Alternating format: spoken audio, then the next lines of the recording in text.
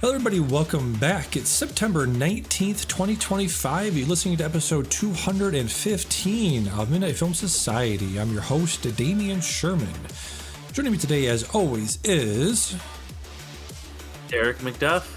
On today's show, the weather is getting chilly, so you know what that means. Fall awards season is upon us. We'll go over all the biggest debuts from the Telluride and Venice Film Festival, including new films from Yorgos Lanthimos, Chloe Zhao, Richard Linklater, Noah Baumbach, Kelly Reichert, and more. But before that, we'll get into some movie and TV news, go over some of what we've been watching, and finish up with our letterbox assignments. Right into the show at midnightfilmsociety@gmail.com, Midnight Film on Instagram, Blue Sky, and Letterboxd. Subscribe to Pocket Cast, YouTube Podcast, Spotify, where you can review it on Apple Podcasts. Tell a friend, family member, stranger. What's up, man? How we doing? Doing well. It must be nice to be in a place where there's actual seasons and it does actually get chilly. Yeah. I do envy you that. You know, it's still 81 degrees here and it's the morning. So yeah, I think places like that are like nice. You're like the canary in the coal mine as far as like climate change goes. I mean, we all know it. Oh yeah. If you're a right-minded person, you know that climate change is warming the entire globe. More, some places more than others, I should say. But yeah, we are having a what do we call it? Unprecedented coolness in the Northeast right now. I've been watching a couple TikTok videos, basically saying there is a weird, La Nina or La Nino effect going on, where it's bringing down cool air from the Arctic right now, but it's only, unfortunately, it's not going to affect anywhere near you. So it's just kind of blanketing the Midwest and the Northeast for now, but I think we are going to start seeing a little bit more heat in the next few weeks. So this has been your weather report with Damian Sherman. Yeah. Good to know. Yeah. Well, that I think it was Mark Maron. I think he was talking about. It was doing a stand-up. He was like, "Yeah, man, I've been living out in LA for like 5 years. I'm like, what? Can't keep track of like time pass anymore because there's just no fucking seasons." So yeah. That is. I do give you shit sometimes for living up there, but man, it would be nice to see actual seasons change. That would be a dream for me. Yeah, it's nice. Yeah, I'll just say it's nice.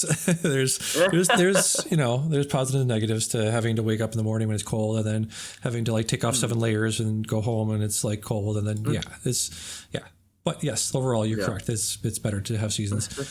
All right, so with that, let's get to some sad news this week. We lost one of the big ones. Robert Redford passed away this week at age 89. I've seen a lot of his movies, actually. I was looking back on his filmography when I heard the news, and I've seen quite a few of his early stuff, his later stuff. Derek, are you a connoisseur of Mr. Redford, or are there still major movies of his you still need to see?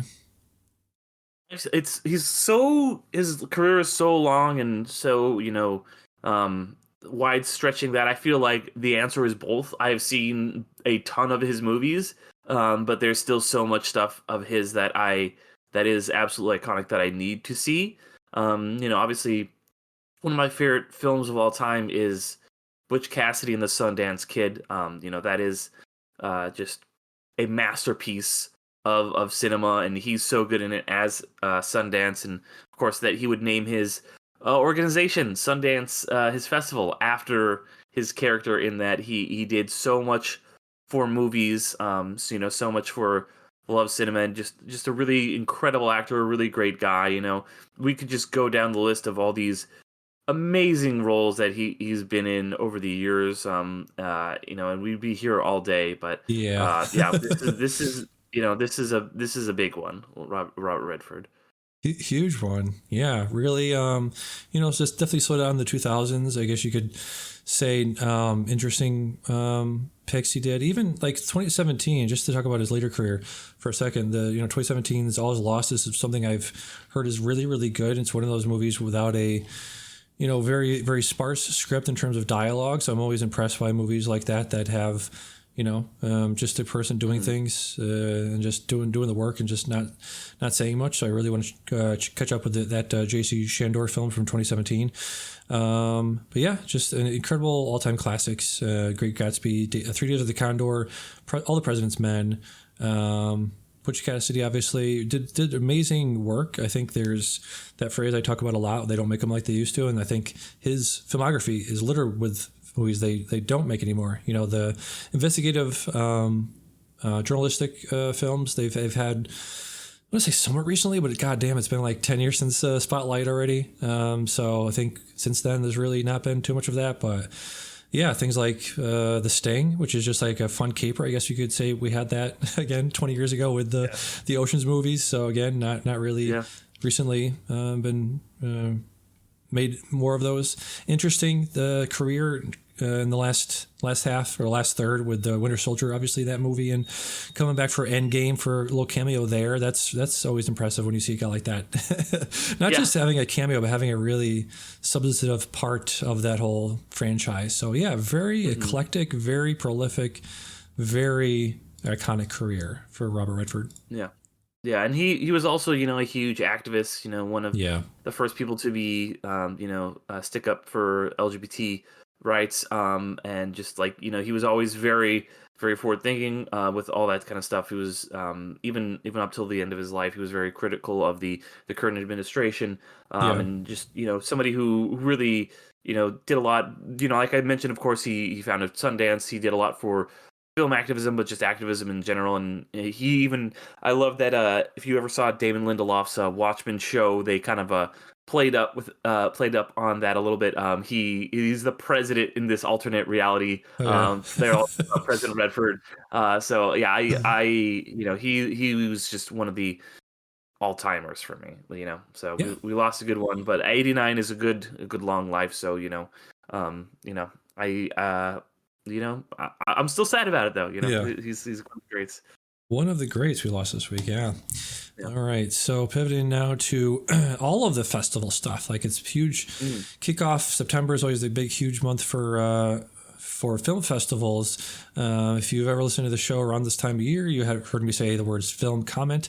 That podcast is probably my favorite podcast to listen to this time of year because Davika Garish, who is the deputy co-editor of Film Comment magazine, does an incredible breakdown and very thorough breakdown and conversations with other critics during every single day. She will do a report from there, so of whatever's showing, and do a very good breakdown of stuff she has seen, other critics have seen. So I highly, highly, highly recommend Film Comment podcast if you want to get a very thorough breakdown and report of all the movies showing at. I don't know if she's going to do TIFF. I know she did. She was at the Venice Film Festival this year alongside Amanda Dobbins, who went there this year. So they did a semi good breakdown on the Big Pick as well. So just going through some of the big ones this year from the Toronto International Film Festival is going on right now.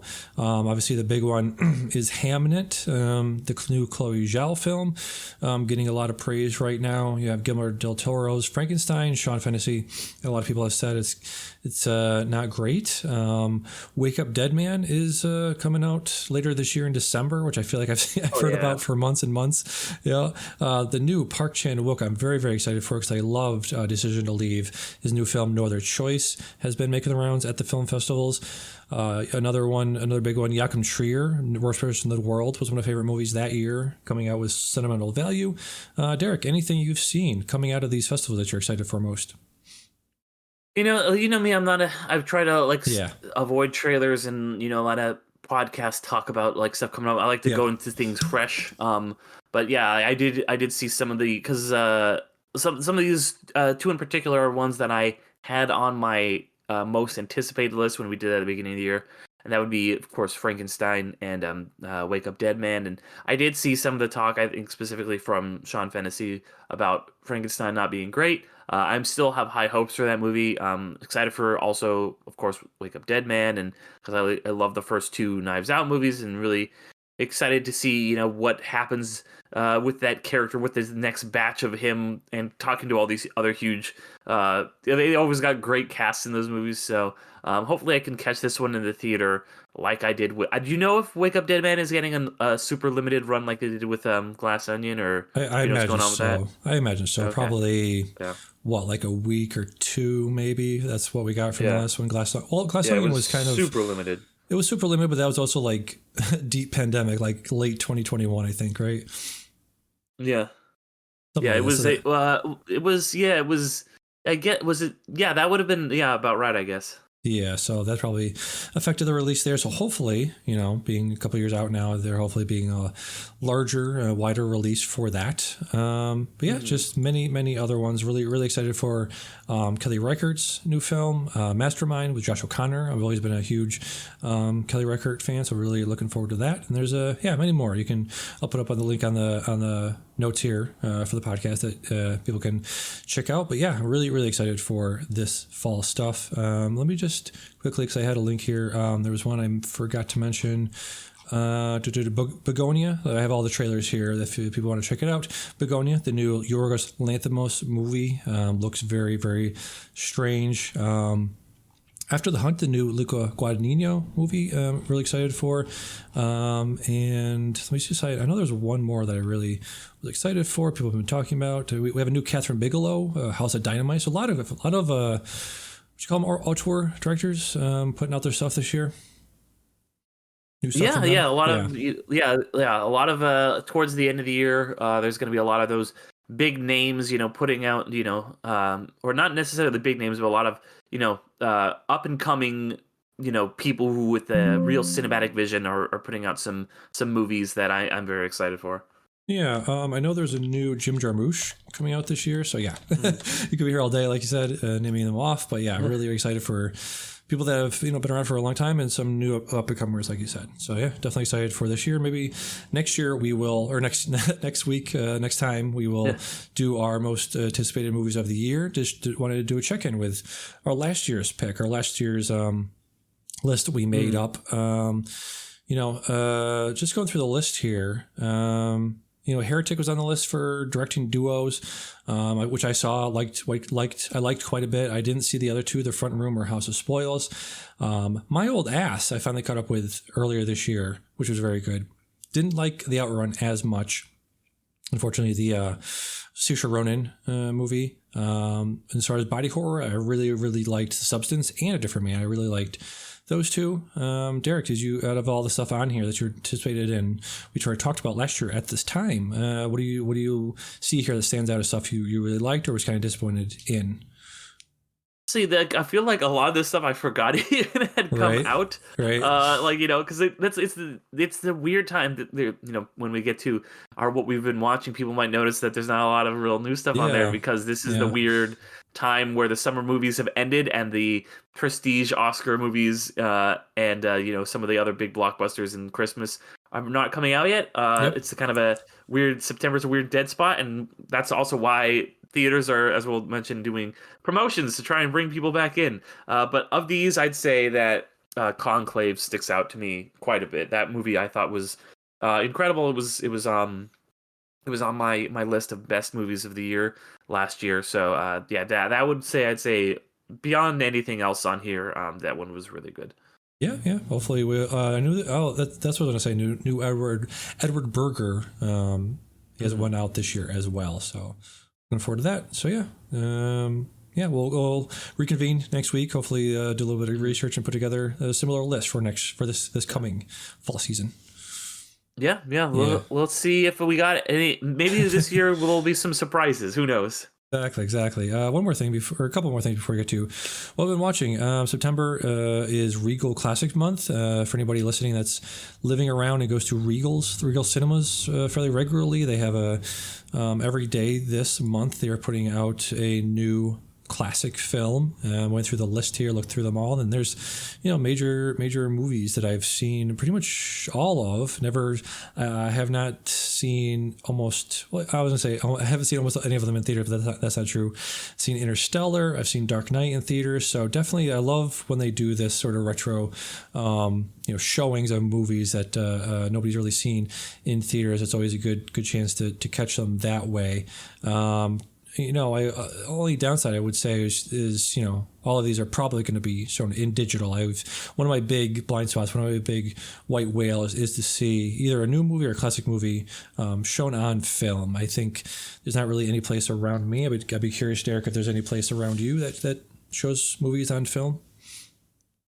Oh, that's a good question. I wonder if the Frida has a projector. I feel like they would. I mean, obviously, I can drive to LA and see, there's some stuff, and I even, because I there is actually just about 10 minutes away from me one of the few true IMAXs in the country. There's like 30 in the country, and there's I could drive to LA and see the one at Universal, or I could drive 10 minutes and see the one in Irvine, and that's actually how I saw. It's not an old movie, but I saw Oppenheimer in 70 millimeter when it came out. So there's definitely, I said I do razz you about stuff. There's lots of things to do around here, including going to see movies on film. There's a few options for that for me. Yeah, speaking of that, last year I really wanted to get out to. It's right outside Boston. I forget what the name of the theater was. They were showing the Brutalist in 70 millimeter film, I believe, out there. 70 millimeter IMAX. Later this year, I was trying to figure out how I could get down to, I think it's Brooklyn or Manhattan. Like you said, you're located somewhat close to one of the 30 actual IMAX theaters in the world. I'm also about 2.5 hours, 3 hours from AMC Lincoln. AMC Lincoln Square, I think, has another one of them down there. So I might make the trip. I'm 10 minutes away, and you're like, well, I'm 3 hours away. Yeah, so it's the same difference. Same difference. I'm trying tentatively to make plans to see Avatar: Fire and Ash, because I'm like, if I'm going to see one, if I'm going to see one movie in my life in 70 or in not 70 millimeter, but true IMAX. It might as well be in that new Avatar movie, right? Right, the spectacle of all spectacle. There you go. Exactly. So people can go through the list here. Classics, all-time classics are on here. Cinema Paradiso, Before Sunset. I might actually go see that in theaters. I've never seen that one in the theater. Chinatown, There Will Be Blood. Just if you go to the list of best movies of all time, they are all on there. Yeah, I wanted to go see. A friend of mine was like, "Let's go see The Thing," and I couldn't get my work off that day. But yeah, there's some real good ones on there. Absolutely. So people have time and are live near Regal. Definitely good time to go out to see some classic movies. Yeah. Pivoting to Regal, where are you at? Get us that sweet advertising money, Regal. Come on. Regal Unlimited, exactly. Yeah, exactly. Yeah. Apparently they are the best of the Unlimited series. There's a lot of talk on Regal Unlimited subreddit about how good the Regal is compared to like AMC Plus. Because I guess of course, it's on that subreddit. I have got my AMC. I love my AMC. I am the opinion that AMC is better. I'm sure if I go on the AMC subreddit, they'll be saying that AMC is better. So tell me this: what do you pay any sort of? Is there any limit to seeing more than one movie per day? Because that was the big one that people talked about on there. Of there's a limit of seeing only one movie a day with the AMC Plus. Well, that's not accurate. You can see. Well, so the limit that AMC has is it's 4 movies in a week, and I know that there is a limit. It's unlimited movies per week for Regal. So if you want to see 5 movies in a week, which like good on you, I guess. I've never exceeded 4 in a week. Really, then I guess if you need to see 5 movies in a day, you can't do that. The advantage that I do like about Regal or about AMC over Regal is that there's no surcharge for other premium formats. So if I want to go see a 3D IMAX movie in true IMAX, or something like that, or go see a Dolby movie or whatever it might be, there is no upcharge like there is at Regal. So I don't have to pay anything extra. I just pay my fee at the beginning of the month, and then I go see 4 movies a week, and I don't have to worry about, well, okay, this one's in IMAX. Actually, I have to pay this extra thing. So I do like the no added surprise fees. Well, there you go. Yeah, we don't have any surprise fees with Regal. I don't know. There's a weekly limit. That's a good question. I know there's no daily limit because I've seen like 3 or 4 in a day. So, yeah, I don't know. It's all good, I guess.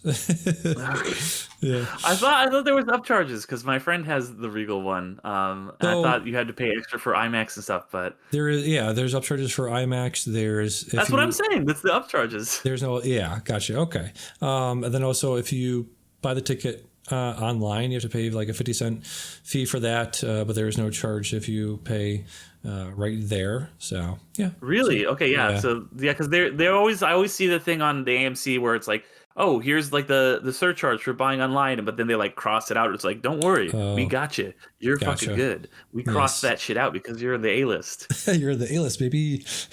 Yeah.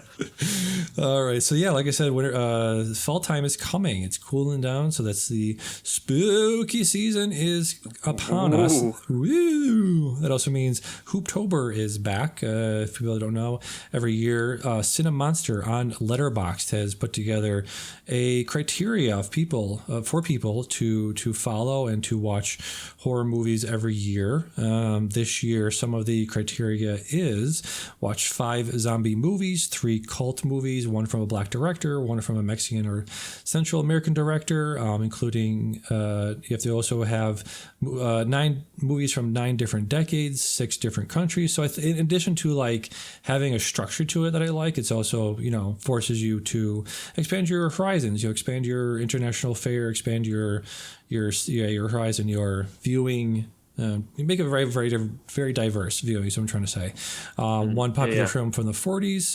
So yeah, it's just very good. Being a self-diagnosed ADHD obsessive, I always find myself looking on Letterboxd and doing a shuffle and trying to force myself to watch whatever comes up. But I do like the structure of this.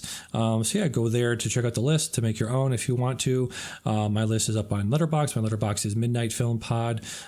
Just some of the picks I did this year. Some very obscure ones because I've seen a lot of shit and I try to see shit that I haven't seen before. So a lot of titles people probably haven't heard of. Even I didn't hear of some of these when I was doing the research into this. So some of the zombie films, for example, Yummy from 2019 from a Belgian movie called Yummy, a movie called Ravenous from Canada. In the cult category, I have The Shout from 1978 and Demons from 1985. One big one I want to mention real quick for the representation black director requirement. I'm going to finally check out Ganja and Hess, which is a movie I've heard bandied about as one of the best black horror movies from the 70s or really any time period. We also have novel-based movies, which I included Burnt Offerings, which I've heard has an amazing Oliver, I forget his last name. He died while making Gladiator. Oliver. Yeah, is Oliver?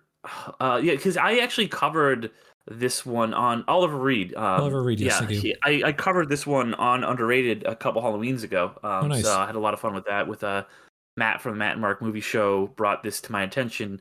Great, just kind of grimy horror movie from, not grimy, but like kind of Yeah. like culty horror movie from the 70s.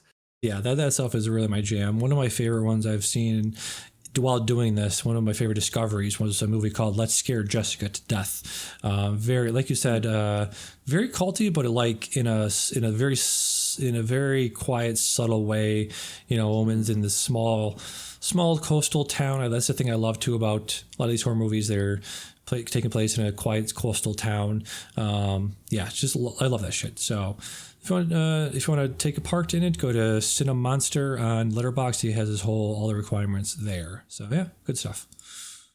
Yeah. So this, I just clicked on the Letterbox link. This is your list, right? The link you had in the doc. So I have, yes, the one that says Hooptober 12, correct. Yep. Okay. Wizard of Oz. That's an interesting pick. What is that for? What was that requirement? Yes. A lot of people were asking about that. That is literally just him he put it on there. I was like, hey, just to put this on here because let me see if I can find where it says in here. Wait, so is that your list? Is this your list or is that his list? These movies are required viewing by him. So, okay. He picks the list and you watch. Okay, exactly. Gotcha. So it's not like he gives you a category and you watch it. So yeah, you can click on the one that says the link that says requirements. That'll pull up his thing here. And so I'm trying to see where it said Wizard of Oz. I'm not finding it, but yeah. So just for people listening that don't have the link pulled up, it just says like a quick intro to what it is, why it's there, how it started, and then down at the bottom it says quick, easy rules. There must be 31 horror films, 6 countries, 9 decades, and then it goes through the entire list. So yeah, he gives people the requirements, and you just sort of go through, sort of do a quick Google search or whatever. Let's take just 4 based on novels. So you would Google horror movies based on novels, and from that list that comes up, you just kind of pick what you want to see from those movies. 4 movies from that list. So what requirement is the Wizard of Oz then? I guess is my question. Yes, the requirement is it's on the list. That's it. That's the only I don't know why. Okay. Let me see if I can find it real quick. So yes. He's got requirements of like watch 5 zombie films, but also The Wizard of Oz? Correct. He says, okay, I found it. So it's the last one. It just says, I have never made a specific film a part of this before, but Wizard of Oz. So that's just it. I see that. Okay. Just an arbitrary thing. Yeah. Okay. Yeah. Okay. Because that's what threw me off. It was like, it's a specific, okay. And then, there's a specific movie. Okay. There it is. I mean, pushing the bounds of what a horror movie is. The Munchkins are quite terrifying to be if you're watching it as a little kid, I guess. I'll go with that. The Munchkin. I always think of the Flying Monkey because that was I don't remember those like the Bravo lists or whatever of horror movies, and I think Wizard of Oz was like on that like top 100 fucking scariest things or whatever, and it was just like the monkeys like tearing apart the scarecrow and shit. So I guess go for it. Yeah, and of course, Return to Oz is also on that. Probably one of those lists you were talking about. I love Return to Oz. Yeah, another one I covered on Underrated. So creepy. Yeah. So again, if you want to follow along, just go to Hooptober's. Cinemonster,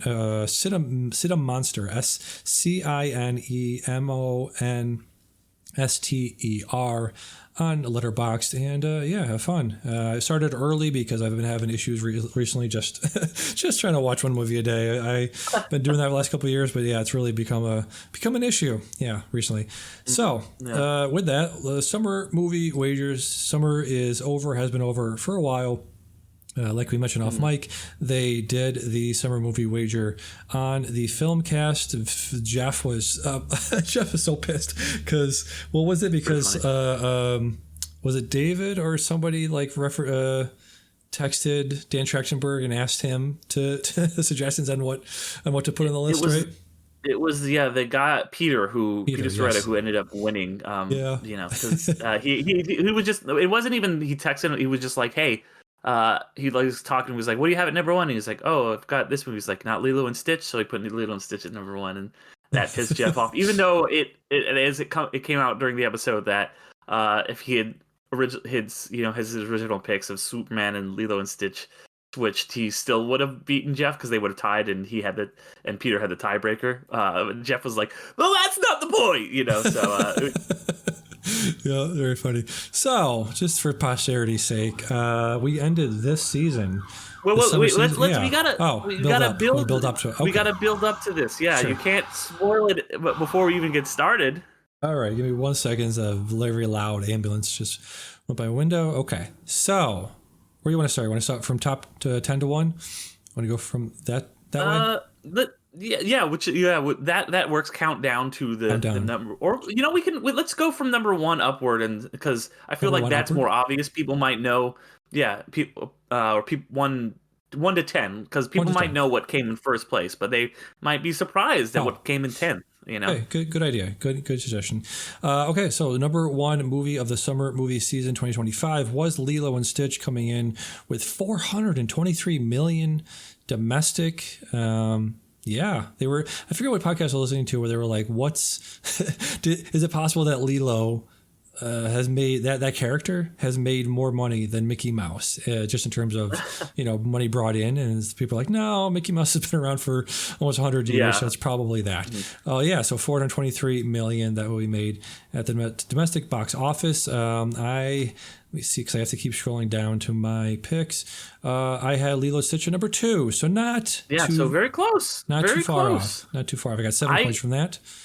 Yeah, I was a bit further off You with were. that one. I had 3 it points. at number 7. I was a little bit after seeing how poorly Snow White had done, I was a little bit skeptical that Yeah. this movie would do well. But then I forgot that millennials don't give a shit about Snow White, and we fucking love Lilo and Stitch. So we made a lot of money over the summer. So I was very wrong with this pick, but did have it on my top 10, but nowhere near where it should have been.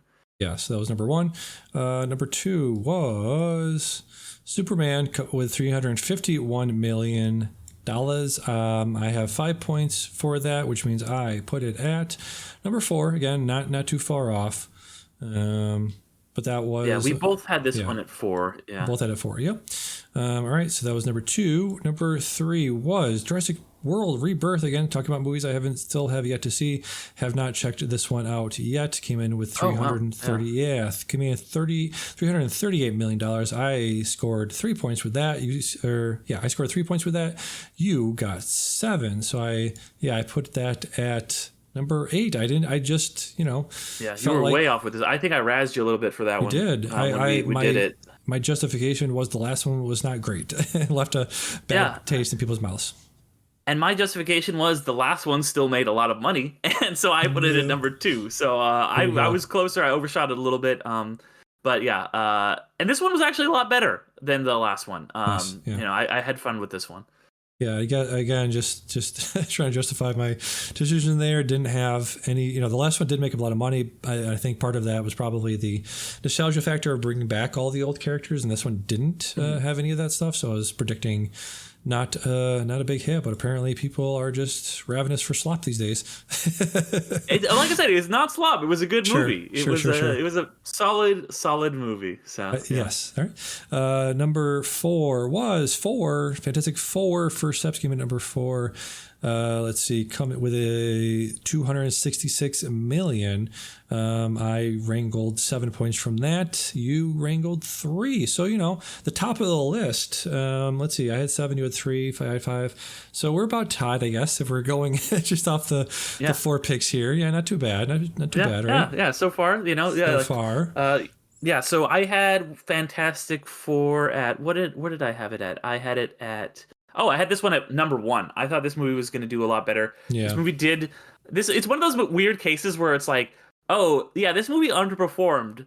It still made it still made, just domestically, $266 billion. Yes. But that is kind of an underperformance. It obviously made more worldwide, but it was not quite what Marvel was hoping that it would be. But so it's just one of those weird things that's like, oh yeah, 4th biggest movie of the summer.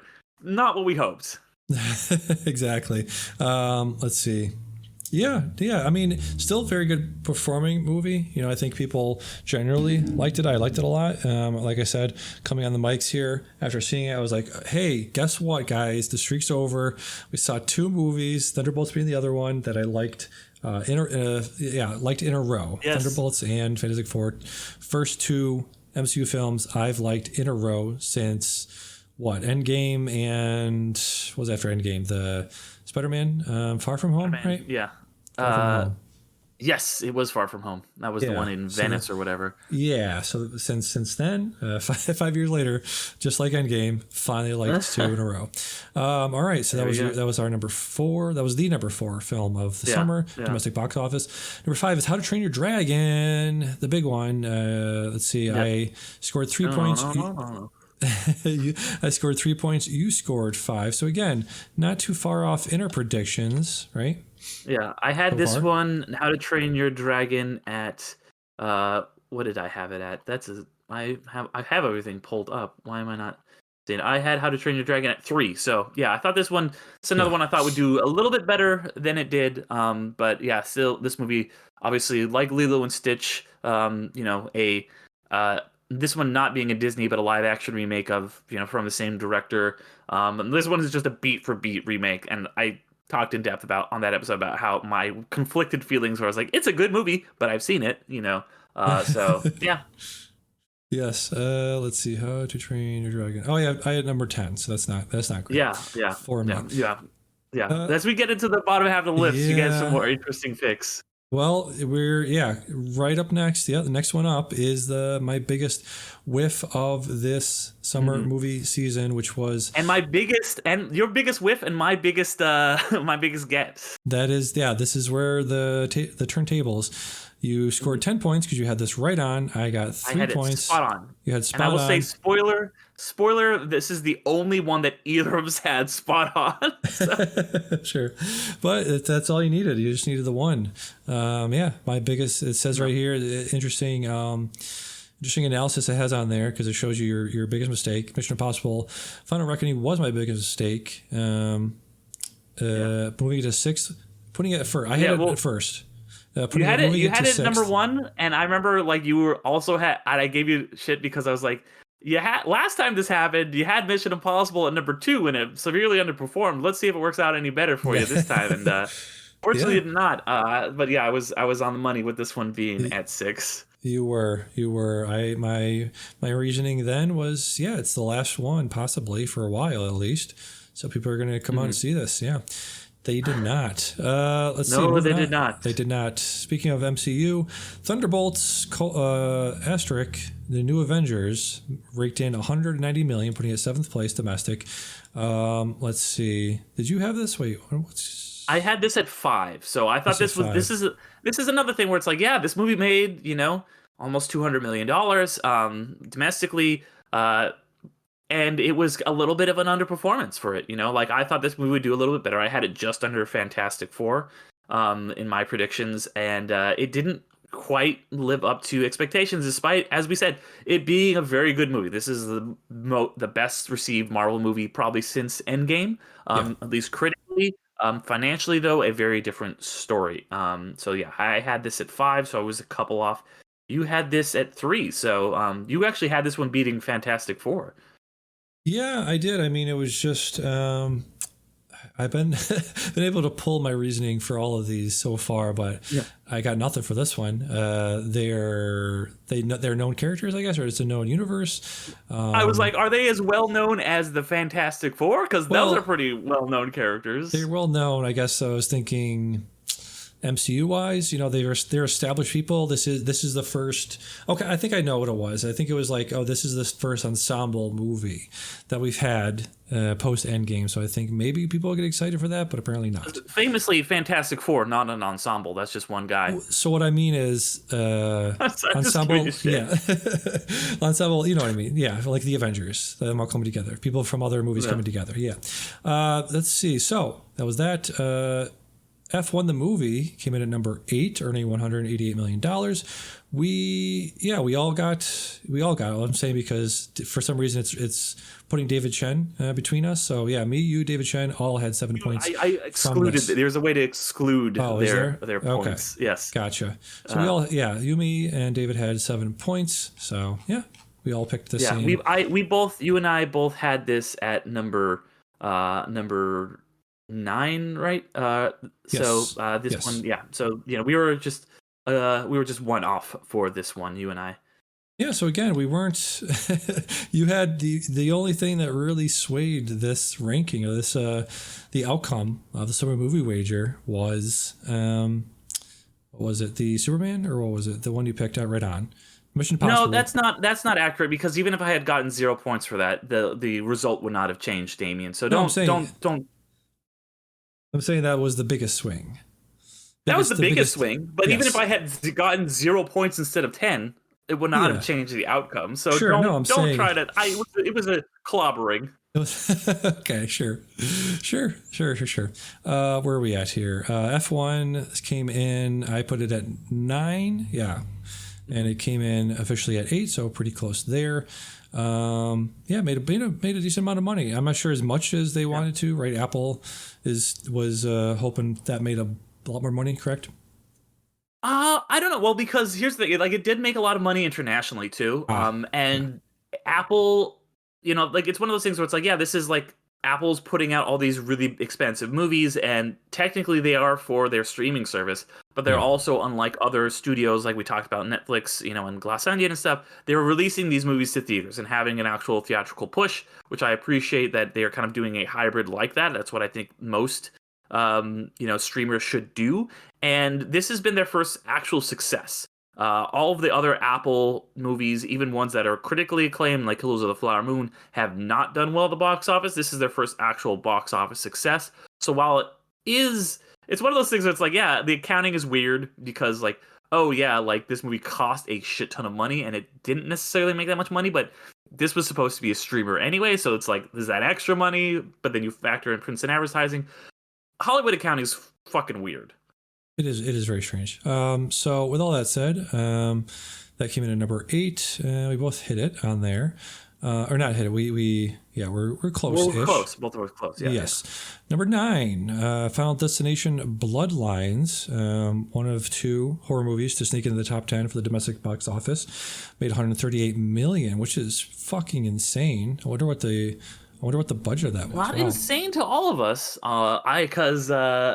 I actually did have this, unlike yourself and unlike most of the people on the Summary Movie Wager. I actually did have this on my list, and I was only one off because I was like, hey, you know what? People love these. It looked really good. This is a franchise that unlike a Lilo and Stitch that I predicted that a certain demographic would be out and seeing, because I am one of that demographic, and I had a feeling this one would do very well, at least well enough to sneak into the top 10, because I had it at my number 10, which I'll be a little bit salty for a second that the Summer Movie Wager ended just a couple days before this movie actually was in the number 10 spot. It ended at 9. It's at 10 now because just a couple days later, the movie we'll talk about at number 10 surpassed it. So that's 8 points that I missed out on that I should have had. It didn't make a difference for us, but I was still a little bit upset about it that I didn't get a little bit higher in the overall rankings. Because just by the arbitrary nature of where the quote unquote summer ended, I missed out on a lot of points because I would have gotten the 10, which is worth extra points, dead on, which is also very hard to do. I would have gotten that, but I didn't. So, Yeah, seriously saying, folks, it was a rigged election. You know what? But hey, you at least had this on your dark horses, so I did. That's something. You got a point. I got 1 point. Yay! You got 1 point. There you go. Yay for me. All right. So that was number 9. Number 10, like you said, another horror movie snuck into the top 10. It should have ended, like you said, at 8, but it finished officially at $135 million. And that is, of course, Zach Cregger's huge hit for Warner Brothers, Weapons. Big summer-ish. For Warner Brothers, the Weapons at Final Destination here. I'm trying to look if there was anything else on there, but they had Superman. They had Superman, correct? You're right. Yeah. So yeah, 135 million was enough to get Weapons in the top 10, and nobody had it there at all. Yeah, big surprise. This one just kind of really snuck in. Nobody saw this one coming. So yeah, very cool. Good for them. Yeah. All right. So with that, let's do some of the honorable mentions. Dark horses, I should say. Freakier Friday at number 11. Nobody had that except for looks like Jeff had it at number 10. Yeah. Which, well, you know what? Didn't matter. Didn't make it. And so.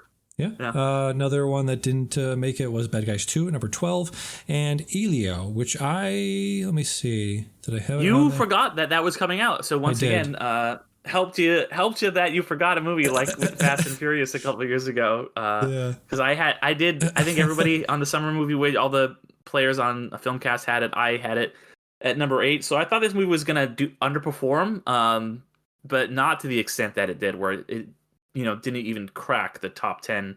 So a bit of a shame because that movie is actually very good. It is very good. One of my favorites of the year. It's possible it could crack my top 10. All right, so let me just go through my dark horses real Yeah, quick. and Yeah. yeah, go for it. Well, do The you want to mention the movies that you had on the list that didn't make it? Because the one that I had was Elio, didn't make my list. You had a couple others that you thought were gonna make it into. yeah. Like I said, Elio was 13. I had it at 8. What did you have at your spots that didn't quite make it? Because I see two interesting ones. Yeah, like again, they're both related to Elio and that they're animated movies for ostensibly for kids. I guess Bad Guys 2 is that. So Bad Guys 2 Yeah. I had on there, and Smurfs I had on there. So yeah, Smurfs 20th place. That one interesting need pick. to say the number. That was not necessary. I didn't need to say it, but it was fun to. Yes, that was on my list. Anything on your list that didn't make it? Let me see. Scroll up to you.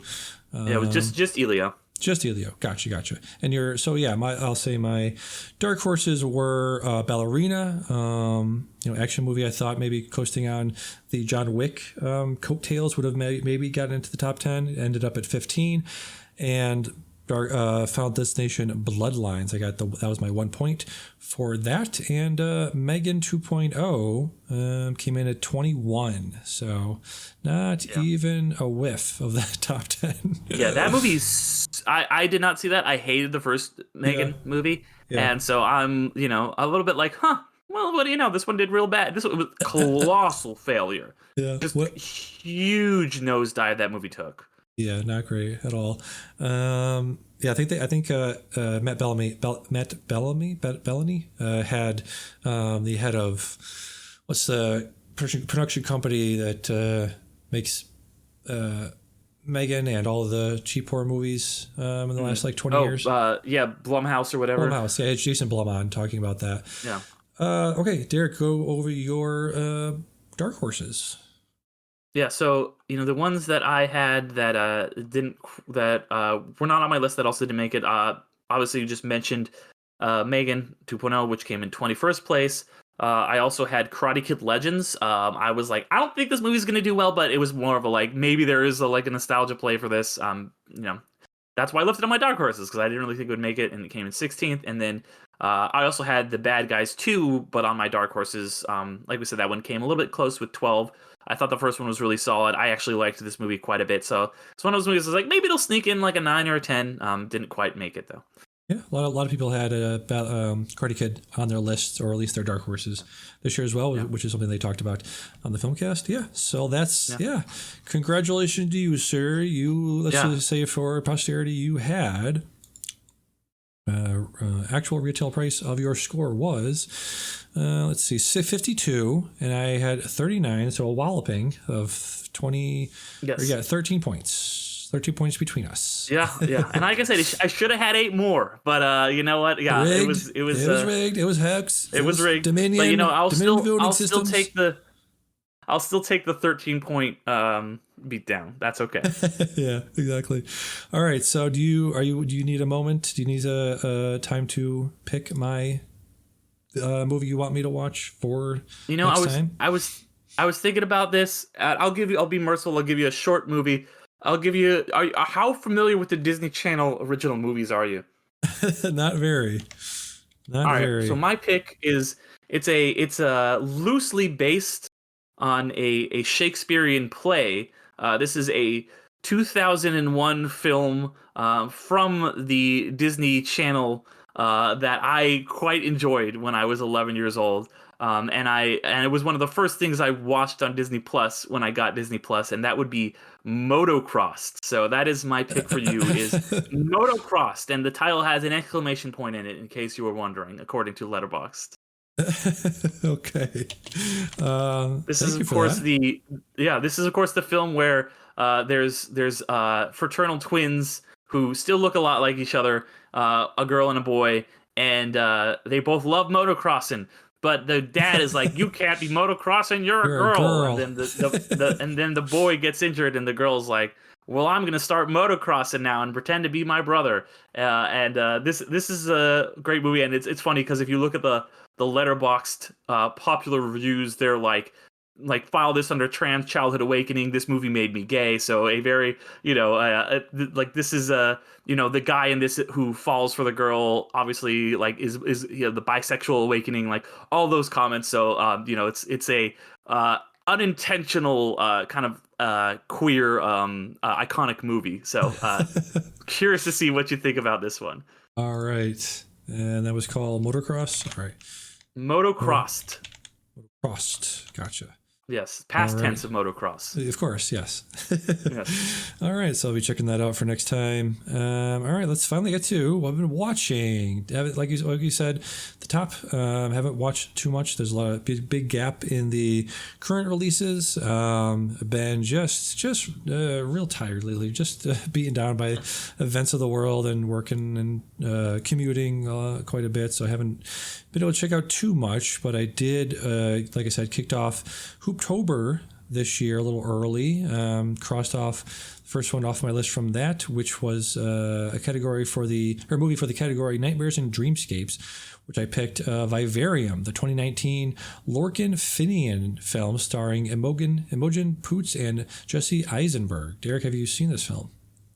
I've seen half of this movie because All right. I started watching it with my ex, and then she had to leave, and then I never finished. I was going to watch it with her, and I never finished it, and we broke up. So I did not finish watching this movie. Did the movie? Do you think, looking back on it, was the movie the deciding factor there? No. The movie was not involved. So maybe, you know what? Maybe I'll finish it if we get back together. We'll see how that goes. I'll stay tuned, folks. Yeah. So this was all right. This was like just a very grindingly depressing movie where it's just, you've seen half of this, so you know that, and no, not really any spoilers because you can't really, well, I guess you can spoil this movie, but I'll just talk about the premise a little bit, where Imogen Poots and Jesse Eisenberg are looking to buy a house. They go to some really, really creepy guy. I'm trying to see if I can find his name. Jonathan Aris has just one of those faces that are like, you look weird. You're a little weird looking guy. He sells them, well, he didn't sell them the house. He said, we're just going to go take a look. And they drive into this, very, what'd you call it? Kafka. Like a planned community. Okay. Yeah. Yeah, planned community, but extremely like Tim Burton looking, super heightened, super stylized, copy and paste, suburban, like I said, community. Every house is green, every lawn is green, every lawn is green. Jesus Christ, a lot of green, and they just go there and they're like, it's one of those stupid thoughts you have. Like, you didn't notice like the clouds were fake. They all look like Truman Show type clouds, just very painted on stuff. And so the rest of the movie, they get stuck there. The guy leaves, they get stuck there. They're trying to figure out how to leave. There's nobody there. Their car breaks down, so they just go in the house. And then one day a baby is delivered with a note saying, raise the boy and you'll be free. And so they're like, what the fuck? And so they start quote unquote raising it, even though it's clearly some kind of like pod person with no personality and has different voices coming out of it, and it can recreate their voices and does like recreations of arguments they had. And it was just the whole movie was just them raising the kid, and Jesse Eisenberg is trying to dig a trench outside to see if he can find some way out or find some clue to where they are. And yeah, man, it was just a slog because it was just them. Yeah, it is a little bit of a slog. And they flipped the baby off at one point, which is legitimately hilarious. It was hilarious. So, yeah, it was an hour and a half, so I guess that has it going for it. But yeah, man, really strange, Kafka-esque, very out there movie about, hey, we're just kind of, women are just bodies for making babies, and men are just grist for the mill, and we're all just kind of, yeah, that. Okay, cool. I get it. Nice. So yeah, that was Vivarium. Again, I think it's streaming on Netflix, I want to say. Maybe. I think it's Amazon Prime. Okay. Amazon Prime. You're correct. Yes. Yeah.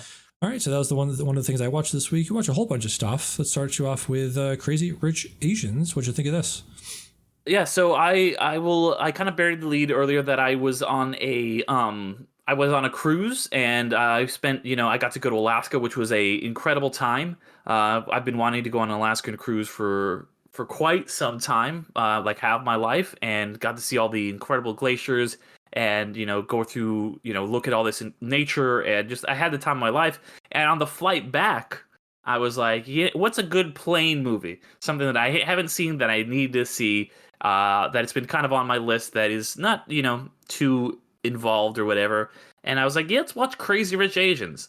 And this is just it's one of those like very formulaic, better than average rom coms. And this one just happens to have a Asian cast. So yeah, and like everyone in this movie is really great. Constance Wu, Henry Golding, Aquafina, and Michelle Yeoh is kind of the matriarch, and then it's just like a bunch of like you're like, oh, that guy, like he's Jimmy O Yang, like a lot of that stuff. So a real just kind of, if you like rom coms, if you want something comfortable to watch on a plane, this did me very well for my flight back from Alaska to Southern California. Nice, yeah. I've seen this too. It was good. Yeah, I liked I liked all the set design, the costuming, like you said, were pretty amazing. Yeah, Michelle, you can never go wrong with Michelle Yeoh. Yeah, really well written. Yeah, good movie. Good stuff. Yeah, quite enjoyed it. Yeah. So when are we getting the sequel? When are we getting the next one? Who knows? Yeah, I was just on the Wikipedia, and apparently the follow-ups to the novels China Rich Girlfriend and Rich People Problems are in development. So there you go. Yeah, because those books are very popular. I will say I work at a bookstore, and they do well. Nice. So I just have one more. So why don't you go again? You checked out Eyes of Wakanda, the animated anthology thing on Disney Plus. What did you make of this? Yeah, so this is the one new thing that I've watched recently. This is a lot of fun. This is just kind of a, hey, what's going on in the wider Marvel world? Like Wakanda is like this. It's just because the movies is like, oh yeah, Wakanda's been here for thousands of years and they've kind of existed, and it's like, well, what's been going on with them? And this follows the War Dogs, which is this group of like basically people who are tasked with going out into the world finding vibranium that is stolen by Wakanda. And I thought it was just like these three kind of in a way that was like almost like What If, where it's these three standalone stories in this, or four standalone stories in this anthology, and they are going back to like all the way to like ancient times, to like the first one is set in 1260 BC. And they're just kind of these fun adventures that give you a fun, interesting, wider view of the Marvel universe in settings that you haven't seen before. The second episode is set in Trojan War. They have Memnon, who is a character in of course in that story. He's revealed to be kind of like a secret agent of Wakanda, and he's undercover. That was a lot of fun. The next episode after that one, you get to see one of the War Dogs kind of goes up and has this interesting entanglement, I guess, slash rivalry with a Iron Fist. So Kunlun kind of gets involved. So you're seeing Kunlun and Wakanda crossing over. That's a lot of fun.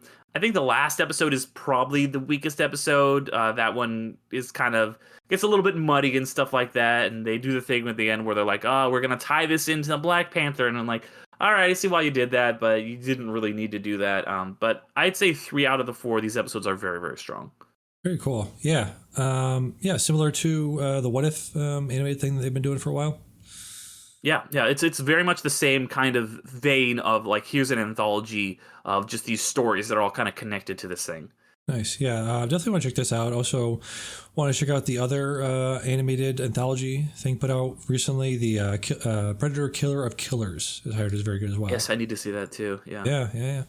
All right, so I'll go back to me for a second. I texted you last night about what should I watch before doing the show today, and sort of like what's the best thing you saw this year. And I remember you mentioning I'm Still Here, the Walter Sales movie that was up for Oscar contention for Best International Feature, and the actress Fernanda Torres was nominated for Best Actress at this last year's Oscars. So I was definitely looking forward to checking this out.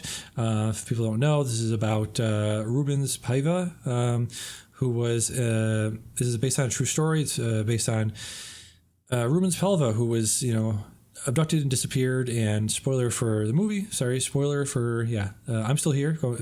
Press forward a few seconds. Spoiler was something that happened in real life, I suppose 40 years ago. I suppose it's an unknown story, which is a reason why it's good to put this stuff out there. So Rumens is abducted and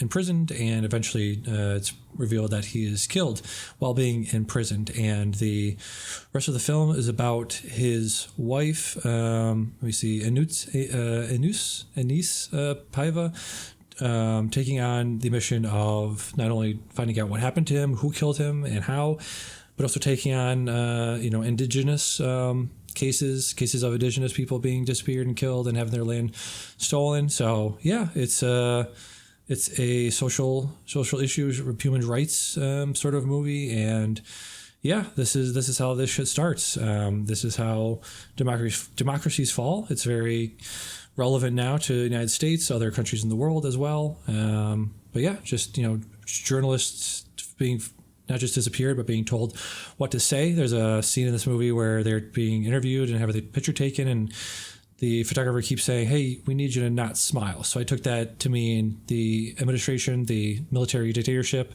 wanted them, to be seen to be feared, to be cowering. And I think the title, the sort of the message of the movie is that they wouldn't do that. No matter what's happening, no matter what atrocities befell them, just to show that they weren't being kowtowed, that they weren't being broken, is, I think, one of the big themes of the movie. So I really, really enjoyed the movie because of that. So yeah, really incredible acting. Probably one of the best performances I've seen this year from Fernando Torres. I believe Nora Mackie Madison won this past year.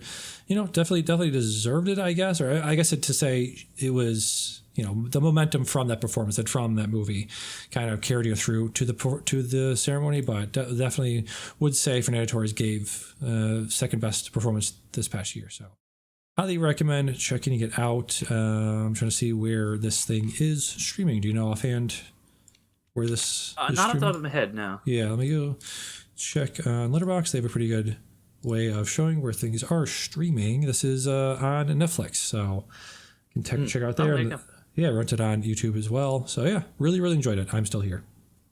God, I'm glad you liked it, because like I said, this one was one of my favorite movies of the year so far. Her performance was incredible, so glad you enjoyed this one. And yeah, like you mentioned, very, very relevant for our time. This is something that happened in real life, but it's these things, history repeats itself. So definitely a movie to watch. Absolutely. Let's go back to you. You checked out the OG Top Gun from Year of Our Lord 1986. What'd you think of this? Yeah, so this is a movie that I watched on the cruise, because a lot of times they'll just play movies up on the deck. And so I grabbed a drink with my brother, went up on the deck and watched Top Gun, because I was like, oh, well, I guess Top Gun's playing. Never seen it before. Watch it. This movie's not great. It's fine. It's not terrible, but it's very of its time. It's very just cheesy and just kind of like 80s, and they're not doing all the flying like they did in Maverick in this one. It's obviously very on a soundstage. It is very, very Tony Scott, of that era, where it's like he was clearly like, Tony Scott, I think as a secret, was doing a lot of cocaine in the 80s. So and this, you see that on the screen. There's of course the iconic volleyball scene. It's and here's a point in its favor: it's sneakily very homoerotic, especially that volleyball scene. Something they took out of Maverick, unfortunately. They didn't have that element. But yeah, this one is not that great. It's fine. I gave it 2.5 stars on Letterboxd, but it was more cool to just like watch this movie while I'm looking out, the side. I'm like, there's glaciers over here. We're like sailing through the Alaskan Passage as I'm watching Tom Cruise like chomp his teeth at Val Kilmer. Yeah, that's very funny. What was I going to say? Oh, didn't they have a scene in Maverick where there was like a football, like some sort of football game on the beach? No, they did. Yeah, like it was like double. It was like football that made no sense. It's like offense and defense happening at the same time. It was not. It was much less. That movie was much less gay. That scene was just like, we're just good old boys, and I was like, in the volleyball scene, it's like, are they about to kiss? Yeah, I seen this fairly recently, and I think it's interesting going back and watching this, like a blockbuster from the 80s or even 90s, where you're now trained to, or I guess expecting a blockbuster now, even not even something like Mission Impossible, but any sort of modern day blockbuster, like maybe Fast and the Furious is a good example of how audience has been trained to expect like if it's going to be a blockbuster, oh, okay, that's a worldwide thing where it's a whole maybe conspiracy, or there's like other parties involved, other countries involved, and I think it's very interesting from that standpoint where nobody else is involved. It's a pretty cut and dry, pretty sparse story of what it was like a training exercise gone wrong. Is that what happened? Right. Yeah. Yeah. So that's just like, okay, this is a very down to earth, grounded, very simple story compared to what we're used to now from a modern day blockbuster, right? Yeah, this is very quaint compared to Top Gun Maverick. I'll just say that. Yes. All right. And lastly, did you check out the entire Mexican trilogy, the Robert Rodriguez films? Yeah, I watched this whole Mexico trilogy because I am covering, and I just recorded the episode yesterday. It'll be out in a couple weeks. Once Upon a Time in Mexico, for Underrated, which is a movie I had seen, but I had not seen the rest of the trilogy, the first two films of the trilogy. So I went back and watched them. I read Robert Rodriguez's book, Rebel Without a Crew, where he talks about him basically. He made that first one, El Mariachi, for $7,000 in the early '90s, which is insane. Most of that money went to just the film stock. Yeah. And he got that money from like a drug trial. So it was really wild to like watch the progression of these movies. For the first one being something that was just cheaply made in Mexico with no permits or anything, with non-professional actors. The next one is like a studio film made for a small budget of, $7 million is a lot more than $7,000, but that's still a small budget for an actual Hollywood production. But now you've got Antonio Banderas replacing, the main in the main role, and then it ends with Once Upon a Time in Mexico, which is kind of a more bigger, sprawling. It's still not a huge budget. It's made for about $30 million, but we could do a lot more. But he keeps that kind of indie sensibility throughout the whole trilogy, watching that evolution of this character and of Robert Rodriguez's filmmaking style. Like, I think this is really Rodriguez. Like, that's Rodriguez when he's really clicked in, is when he's making these mariachi / Mexico films. And Banderas is obviously incredible. Although I'm always just like, he's Spanish. Like, he was Zorro and he was El Mariachi, but he's Spanish. All right, I guess if it's good enough for Robert Rodriguez, then it's fine with me. But I really had a good time with these movies, and it was really, I would say, anybody who's interested in filmmaking, this is watching these movies and reading that book is a very worthwhile experience. Very awesome. Yeah, it's like a lot of people listen to Kevin Smith, and he always goes on and on about like his contemporaries. One of them being Robert Rodriguez, and how around that time period, Linklater as well, and obviously Tarantino. They all sort of came out around the same time, and they've all had certainly different careers, because the Rodriguez would go on to do the Spy Kids franchise, which is hugely successful for him. And it's like a weird thing where sometimes directors will have that mix of artistic and commercial success, and they'll sometimes do like a back and forth of like one for them, one for me. But he's really, in the early 2000s, I'm just looking at his filmography, it's this hodgepodge of Spy Kids, and then Once Upon a Time in Mexico, Sin City, and then The Adventures of Shark Boy and Lava Girl, Planet Terror, of that combo. Did then Machete, and then Spy. So it's I guess it is that it's a very good example of one for them, one for me, of doing like Machete and then Spy Kids and then Machete Kills. So it's like the what's the word I'm trying to think of? Not antithesis, but the epitome of one for them, one for me, right? Yeah, I mean, I feel like even the Spy Kids ones are the ones for him too, because I think he's just like, I think around that time he has kids. And he's like, well, I want to make a kids movie. I've got kids. I want to make something that my kids can see, because I can't show them Once Upon a Time in Mexico, Yeah. so I'll make a Spy Kids for them instead, so I think that was cool. And it's interesting because apparently their uncle Machete, who is played by Danny Trejo in the Spy Kids movie, is the same Machete character that is in Machete.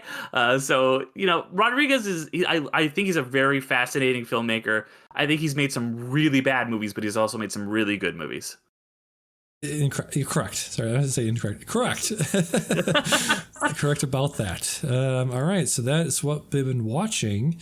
So go on to our letterbox assignments. I got my streak still going here, watching my assignment. Nice. Yeah, I watched A Tale of Winter, my first Eric Romer film. Like I said last time, you can definitely see a lot of influences in Guadagnino's work, especially A Bigger Splash and Call Me by Your Name. Huge influence by directors like Romer. This is very, if you've seen Call Me by Your Name or any of those movies where it's just about sexy people being sexy, then you will definitely know what you're getting into with A Tale of Winter. This also reminded me a lot of Worst Person in the World because A Tale of Winter is basically about a young woman who falls in love and has a relationship with a guy named Charles. The movie then cuts to a few years later when Charles goes to America. They sort of split up. Then Felice, the main character's name is Felicie. 5 years later, she's raising her daughter in Paris with her mother, and she is going in between, this older guy with an established beauty salon and sort of flirting with this other guy. So it's very much about the worst person in the world, that sort of thing of I do think it's the best way to, trying to think how to say this, feminism and true freedom, truly be able to be yourself and to have freedom of expression and freedom of relationships. You have to allow somebody to say, hey, I love you now, I'm in a relationship with you now, but I want to leave, but I'm not feeling this, so just let me go. And I think the movie does a very good job of having the male counterparts being like, fuck, okay, fine, go, I don't care, fine. So it's this very sweetly movie about how relationships should be, how society should view women, and how just give them true freedom of choice, in all the ways that means,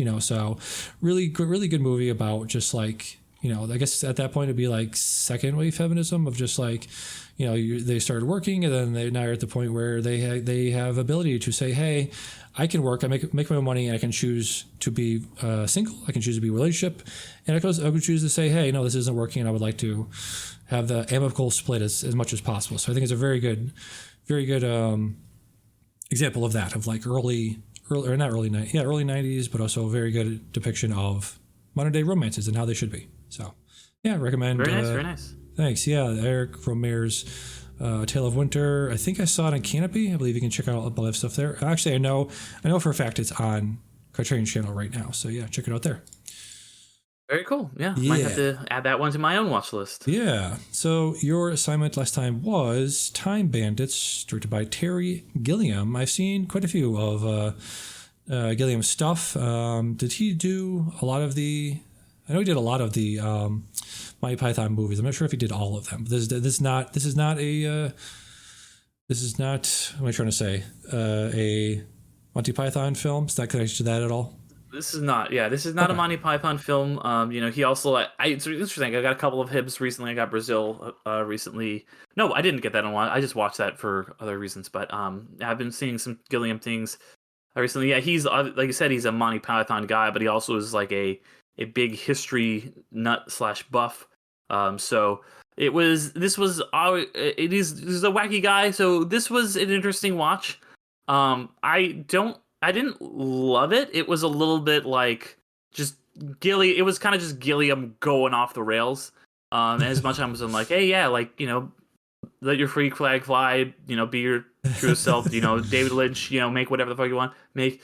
This was a little much. It was a little too much Terry Gilliam for me. It was a little yes, well, jolly old England, but what is this? The evil darkness, there's a little bit of that, It's fine, fun. I could see if I had seen this as a kid, having some real nostalgia for it, being oh, there's this fun, adventure, movie. But yeah, I just thought this one was okay. Okay. Have you seen? You mentioned you saw Brazil. Have you seen any other Gilliams? I'm trying to see what else is on his filmography here. I mean, I've of course seen Monty Python and the Holy Yeah. Grail. That is just an iconic. Maybe of course I think though those might be the only ones of his that I've seen. I haven't seen. I need to watch the Don Quixote one because that is Man Who Killed Don Quixote because that had such an incredible weird like history. I need to 12 Monkeys. I need to see. Oh, I've seen of his. That's a very. This is like one of those movies that came out in like the mid 2000s that you forgot existed. The Brothers Grimm, starring Yeah. Heath Ledger and Matt Damon, where it's like, what if the Brothers Grimm existed and they were monster hunters? Like it's like one of those like those movies that do just like back when they were like before IP was everything. They were just like, we've got this weird idea. Let's make this movie and get a psychopath to direct it. Like hell yeah, dude. Yeah, I've seen Fear and Loathing. It's a classic. I forgot that was him. I have seen Fear and Loathing. Okay, so Yeah. maybe I've seen more of his stuff than I've. Oh, I've seen Imaginarium, Dr. Parnassus. I'm looking at his filmography, so I've seen Yeah. about half of his stuff, I guess. Yeah, what was I going to say? I caught up with The Fisher King recently, which was a real strange need to see movie. that. Real strange movie, yeah. Yeah, good stuff. I think it's funny that, what's his name? Adam Driver has now been in two, like, auteur directors, magnum opus, or like the movie that they were trying to make for decades and decades with the Don Quixote movie with Terry Gilliam, and then, of course, Megalopolis, which came out last year. Right? Yeah. Is Emersonian mind? How dare you? You don't have the you don't have the authority. What did he say? The privilege. Entitled? You're entitled. You think you're entitled to plow the fields of my Emersonian mind? Yes. Entitled? Yes. It's fucking stupid. Yeah. Absolutely insane movie. All right, so with that, we're going to do another letterbox assignment. I think might have added a few things to the list since last time. Watch list, and I'm going to hit shuffle, and we'll see what we got. Let's see, sort by shuffle. Oh shit, that's incredible. So there's a movie sitting on my desk right now called Tampopo. I got it in one of the last Criterion DVD sales, and that's what came up. Tampopo from 1985, directed by Juzo Itami, is known as one of the best depictions of food in cinema. So definitely be looking forward to that and checking it out on 4K Blu-ray. So that'll be my assignment for next time. Very cool. Glad I got that. All right, Derek, give it a spin. Let me know what you get. And okay, I got the 1998 war surreal film by Terrence Malick, The Thin Red Line. Sick. Nice. Yeah. Very good film. Very good film. I caught up with that maybe 5 years ago now when I was doing the Malick marathon, catching up with all his stuff. I really, really, really liked it. Yeah. Hopefully have a good time with that. I just saw... I mean, I don't know I'll have a good time, but it might be a good movie. I hope you enjoy. I don't think anyone's ever had a good time watching The Thin Red Line, but or really any Malick movie. I can't think of a movie Malick movie that's really a laugh riot. Caught up with a Hidden Life or The Hidden Life recently. I need to see that. Yeah, very good. Yeah, very good Hidden stuff. Life, I think. Yeah. All right, so my assignment was Tampopo. Derek's was The Thin Red Line. Next time when you watch that, I'll tell you Thin Red Line. There's a guy. There's a what would I say? The character arc. There's an entire character taken out of that movie. He's the main character in the book too. Yeah, crazy.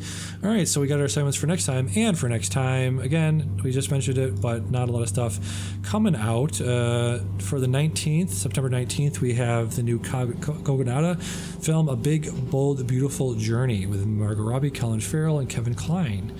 He's coming out to theaters this coming Friday. And also this Friday we have Him, a film I think a lot of people are going to think Jordan Peele directed because his name is all over this, but it was actually directed by Justin Tipping, starring Marlon Wayans, Tyreek Withers, and Julia Fox. So you can check that out at the theaters this coming Friday. Next next Friday, September 26th, we have one of the big ones, one of the big, probably Oscar contenders for this coming awards season is the new Paul Thomas Anderson film, One Battle After Another, starring Leonardo DiCaprio, Sean Penn, Benicio del Toro, and Regina Hall and Tiana Taylor, based on the Vineland, the Thomas Pynchon book Vineland. Speaking of, we talked earlier about people previewing movies. This has gotten more glazed than a Thanksgiving turkey. Everybody's just losing their minds over how good this movie apparently is. So hopefully I will join them in echoing that. Yeah. Curious to see how this one goes. So, I like PTA, like Leo, so we'll see how this goes. Yeah. And we also have that week, September 26th, we have The Strangers Chapter 2, which is a sequel to a prequel, which always goes well. Right. Yeah. So this is directed by Rennie Harlan, who did apparently the last 3 of them. He directed Strangers Chapter 1 and Chapter 2. Apparently there's a Chapter 3 in post-production right now. Okay, sure. Rennie Harlan, man, the very, very prolific Rennie Harlan, director. he's like one of those guys. Yeah, he's like definitely like, he did Deep Blue Sea, and I think he did like Die Hard 2. He's like one of those dudes. One of those kind of a journeyman director, but I think he primarily works in genre, like Long Kiss Goodnight, like schlocky action, I guess, if there's a term for that. Like like I said, Deep Blue Sea, Long Kiss Goodnight. He did Cliffhanger, which is like Dad's Rock movie. Like you put that thing in front of a dad, in front of a 6-year-old white dude in America. He's watching that from beginning to end. He directed A Nightmare on Elm Street 4, The Dream Master, which I mentioned growing up. I watched all of those movies over and over again. So he did that one. So yeah, we'll see what we get with that thing.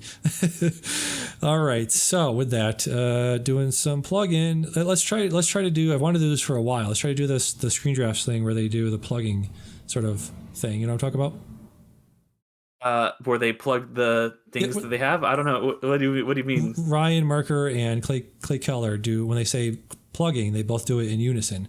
So we'll do a little. So you just want to like just steal their style? Yes, exactly. I would prefer borrowing. I'm putting a hodgepodge of things together. I'm grabbing from this and that thing. So putting together a new Frankenstein podcast here. So for sure. Yeah, are you ready? Okay, go ahead. Let's do a little. Plugging. Okay, we'll get there. Wow. Workshop great. it. Yeah. Medium, blog, Substack. Check out most recent stuff was the Ashley Sabin documentaries I checked out. I did a extensive review of that on my Medium blog and on Letterboxd. I also want to plug my interview with her. She was editing her new film, so she was kind enough to take a moment out of her day to talk about her career and movies she's made and what she thinks of the current movie industry. She directed Kim's Video, so she and her husband David Redman were instrumental in bringing that institution of New York back on its feet. During COVID, they somehow lost their inventory to somewhere in Italy, so they were able to get some funds together to bring back their inventory and bring back Kim's Video. So she worked extensively with somebody like Alex Ross Perry was also instrumental in helping bring back the store. So yeah, really, really good interview with Ashley Sabin. To be sure to check that out. Definitely good stuff. I listened to it. It's a really interesting, great interview with a great documentarian. So yeah, good stuff. Check it out, people. Yeah, thank you. So that's all I got to plug. Again, go to Discords, go to my Letterboxd, iFanboy, Ringer. Letterboxd Discords are very active, so check me out there. Derek, what you got to plug? Yeah, of course, my plug is the Underrated Movie Podcast, which you can listen to by just punching in Underrated Movie Podcast, however you're listening to this podcast, or on all the social medias, or underratedmoviepodcast.com. I just finished up my Leica retrospective, where I looked at all of the films of Leica. So, last one being Missing Link. So that is a studio that I have a real soft spot for. I think they're one of the few studios left that is, really pushing out art first over profit. And sometimes that doesn't work out for them, which is why a lot of those movies end up on underrated. But they've made some incredible stuff. And then looking forward, the next movie the next episode that is going to be coming out in just a few days here is The Gift from 2000, which is the Keanu Reeves, Kate Blanchett movie directed by Sam Raimi that a lot of people don't even know exists. It's like this gothic supernatural mystery. It's like John Grisham, but if Sam Raimi directed it and there were psychics and Keanu Reeves and all this stuff involved. So had a great guest who just wrote a book about Keanu Reeves on that episode. So that would be Sezin Devi Kohler.